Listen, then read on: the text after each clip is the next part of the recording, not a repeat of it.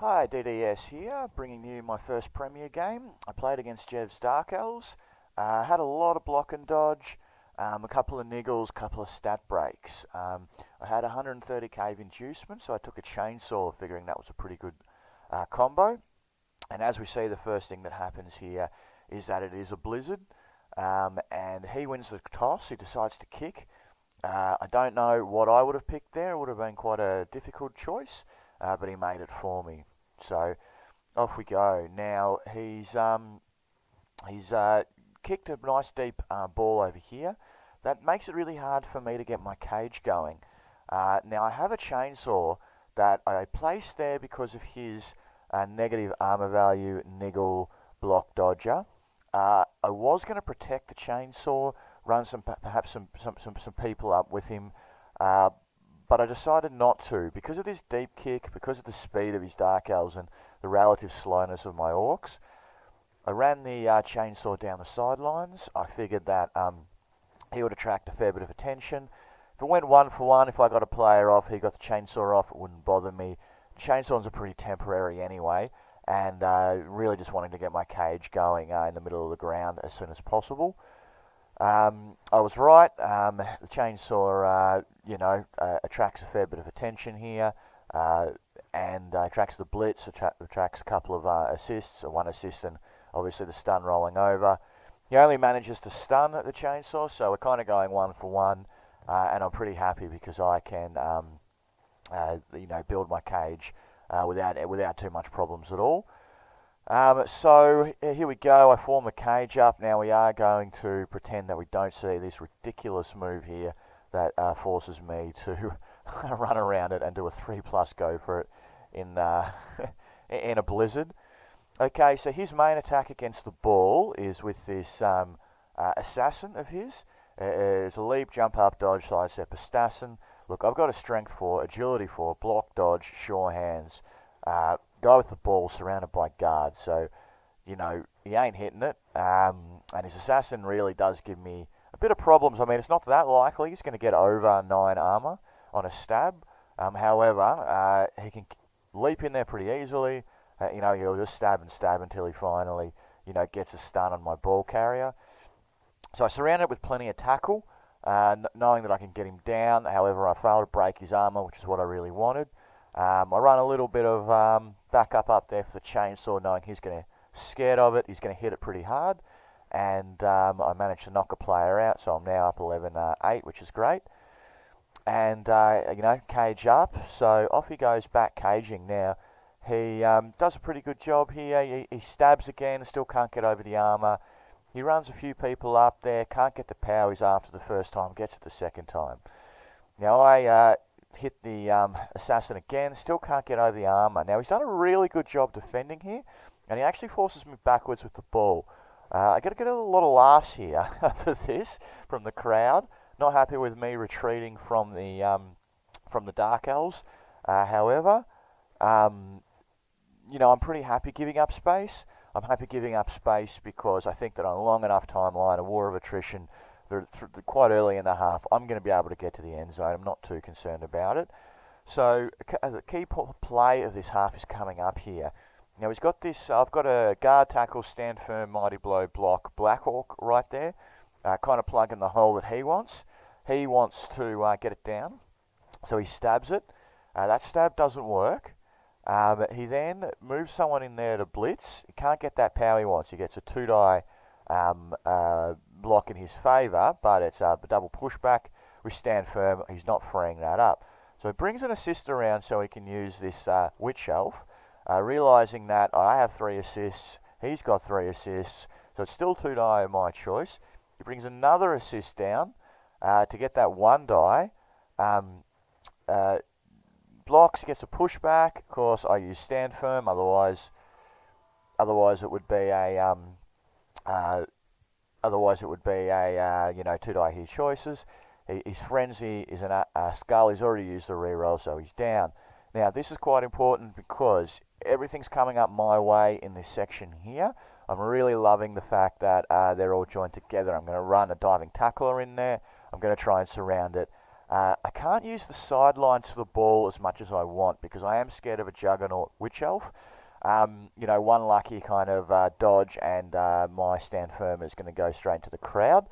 So I come with this bright idea to blitz with a chainsaw. That Witch Elf has a niggling injury on it. I think it's genius. However, I'm not really paying attention to chainsaws. I don't really use them that often. And I thought they were like fouls in which the blitz wouldn't use a movement, but they do, and I need to go for it. Now, as I go down here to go for it, I of course fail it. So now I'm faced with a loner reroll, which is 4+. I then have to succeed to go for it, which is a 3+. Plus, let's not forget the chainsaw's kickback, which is a 2+. I pause here, wondering whether I'm going to use a reroll or not. I decide to use it. Not only that, but I badly hurt the Witch Elf, at which point in time my opponent calls me lucky, and he was 100% right. But now I'm away. I can surround his fellas with some diving tackle, some tackle, not to mention a hell of a lot of guard, which is how my side is really focused. And yeah, I'm away. So I run the ball up the sidelines like I wanted to. Now there's no Juggernaut, which allows me some extra Orcs to kind of get in his way rather than simply protect. And then he's off. First thing he does is try to leap away from the diving tackle with agility 5, so it's a 2+. He's going to try and get back here and cover it, and as you can see, he rolls a 1, team rolls a 1. So the dice really swung in his favour then, in my favour, sorry, then. So off we go. So that's kind of the key point here. Other than that, I'm going to hit him a great deal and continue to run that ball up to the end zone. Make sure there's some cover for the ball handler just in case. You know, my fouling chainsaw knocks out a very important player. He's one turner. He tries to stab me again with the assassin. It doesn't succeed. I'm still having a ball, you know, hitting him. I did just kill a player. He had 2 niggling injuries, so my opponent decided not to use an apothecary, figuring it was time to let him go. He said to me later, you know, he knew as soon as he didn't use the apothecary, he wouldn't need one for the rest of the half, and of course he was right. But in any event, I don't think double nigglers should be on his side. He may disagree, but I don't. And you know, I foul and badly hurt his assassin. So that pivotal moment in the chainsaw is twice as important in the context of the game because I'm getting great dice with that chainsaw, really getting great dice. You know, knocking out, badly hurt. So he's done a fair bit. I get the touchdown on my last turn. He gets his turn. No one comes back, and then only one player comes back of his KOs. So yeah, look, the rest of the half, the rest of the game, in the second half, he has nice weather, which annoys me because I really wanted that passing restriction for him. He's only got 7 players, so he's going to have to rely on a long bomb. The setup I use stops him caging up around the sidelines. It forces him to run everyone deep, which he does. I hit one player and stun him. I put a diving tackler on the other player and you know, do the famous setup to make sure that when he's dodging, he has to dodge into a tackle zone. So his first dodge is going to be on a 5+, so it's going to get pretty difficult for him. And I figure I pressure the ball a bit. So yeah, look, it's all looking pretty good for me. So off he goes. Now he dodges here. He's 5+, he rolls a 6. Now he kind of made a mistake here. He probably should have dodged there. Would have been the same roll, but then from there to there would have been a 2+, and he wouldn't have had to go for it. However, it doesn't prove to matter because he dodges there, he gets a 6. He dodges there, he gets a 2. So he's away, and he dodges on his 4+ dodge. I do diving tackle him, but he has the skill dodge, and I don't have tackle, so that second 4+ works. He gets into the end zone. He hands off to his agility 5. Everything's looking pretty good. He's just got to go for it once, which he rolls a 1.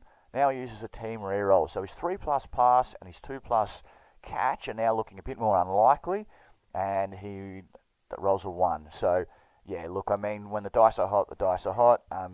He got a bit unlucky there, although I guess that dodge was pretty lucky. But in any event, given the half I'd had, he was a bit frustrated, and that was pretty much the game. I get the ball with my strength 4, agility 4 block dodger. He tries a few uphill blocks, 2-die uphill blocks, which with a tackle I really have the same chance of working as an assassin. Look, that's pretty much it. I'm able to. He doesn't have enough players to stop me. I'm able to control the game. I come up with the bright idea of trying to score with my Black Hawk since he had 3 star player points, and I really want block on him. He needs 4 attempts to pick the ball up, but it does work. And I can able to run this game out 2-0. Good game. Had the dice, and yeah, happy with the Winter Start Premier season. This is DDS signing off, and just remember that God conquers all.